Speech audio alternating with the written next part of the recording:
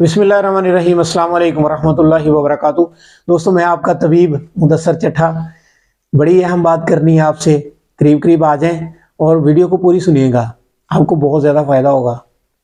अच्छा, बीमार होने के बाद इलाज की ज़रूरत पड़ती है ना इंसान को, तो बीमार इलाज के लिए इंसान ज़ाहिर है कि अपने करीब तरीन सेहत की सहूलत फराहम करने वाले किसी फर्द के पास जाता है, किसी चीज के एवज कुछ हासिल करने की कोशिश करता है, यानी पैसों के एवज सेहत हासिल करने की कोशिश करता है। अब इंसान जल्दबाज है, ये चाहता है कि मैं फौरन से पहले ठीक हो जाऊं।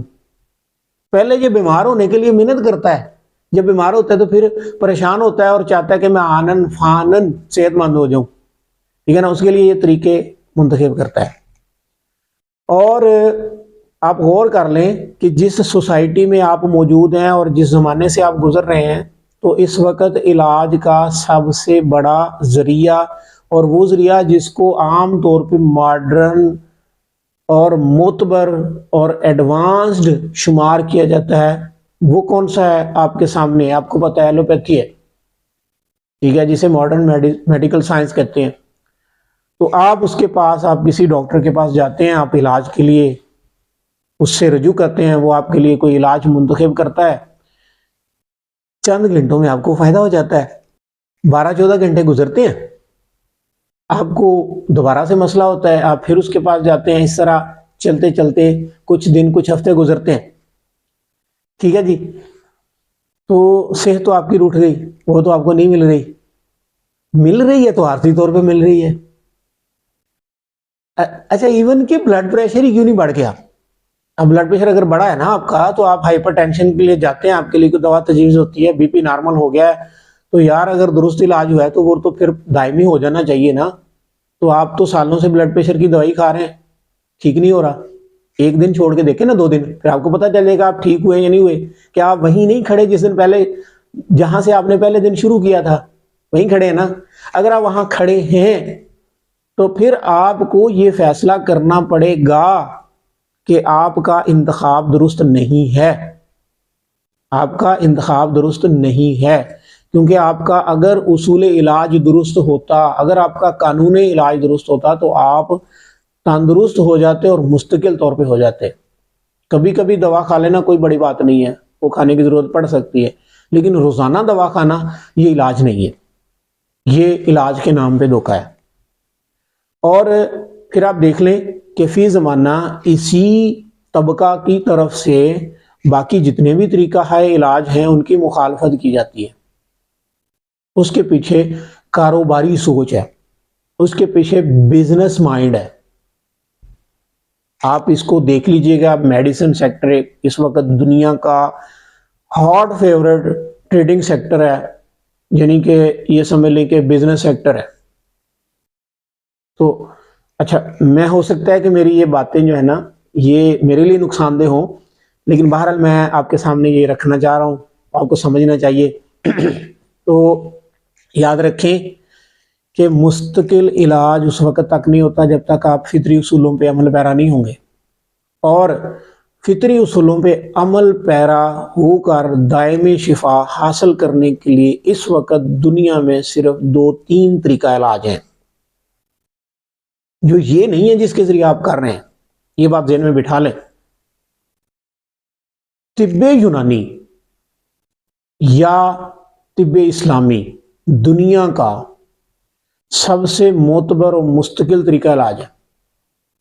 इसी तरह आयुर्वेदिक फितरी उसूलों पे कायम है, मुस्तकिल तरीका इलाज है। इसी तरह हो सकता है होम्योपैथी भी कहीं ना कहीं खड़ी हो, लेकिन अगर आप तिब्बे यूनानी को गौर से स्टडी करते हैं ना, या नेचुरल मेडिसिन सिस्टम जिसको कहते हैं, अगर आप इसको थोड़ा सा गौर से देखें ना, तो ये फितरत के उन उसूलों पे मुश्तमिल है जो सैकड़ों सालों से, जब से कायनात बनी है उस वक्त से ये बिनवान वैसे ही चल रहे हैं, तब्दील नहीं हुए, ना होंगे। अगर आप चाहते हैं कि आप मुस्तकिल शिफा के हुसूल में कामयाब हों, तो फिर आपको अपना तरीका इलाज मुंतखब करना पड़ेगा। और मुस्तकिल तरीका इलाज सिर्फ तिब्बे यूनानी है, सिर्फ तिब्बे इस्लामी है, या नेचुरल सिस्टम ऑफ मेडिसिन है,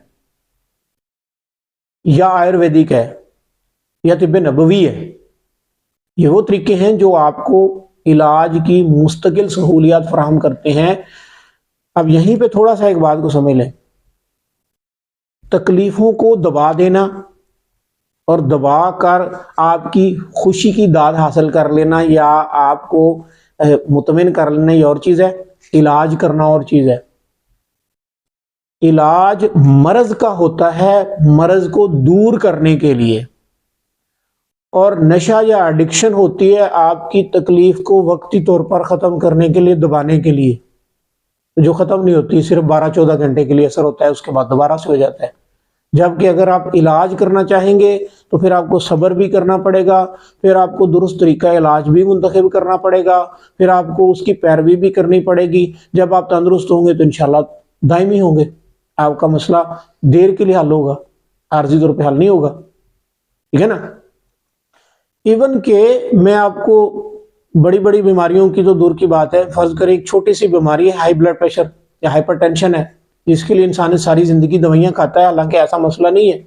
अगर यूनानी उसूलों पे या तिब्बी उसूलों पे या फितरी या नेचुरल मेडिसिन के उसूलों पे 1.5 से 2 माह इलाज किया जाए तो ये मुस्तकिल तौर पे खत्म हो जाता है, दोबारा नहीं होता। इस तरह की बहुत सारी मिसालें हैं, बहुत सारी चीजें जिन पे हम आगे चल के बात करेंगे। तो इसलिए आप अपने लिए समझ लें कि दुरुस्त दायमी फितरी तरीका इलाज क्या है। अगर आप इसको नहीं समझते तो यूं समझ लें कि सारी जिंदगी आप दवाइयों पे गुजारेंगे।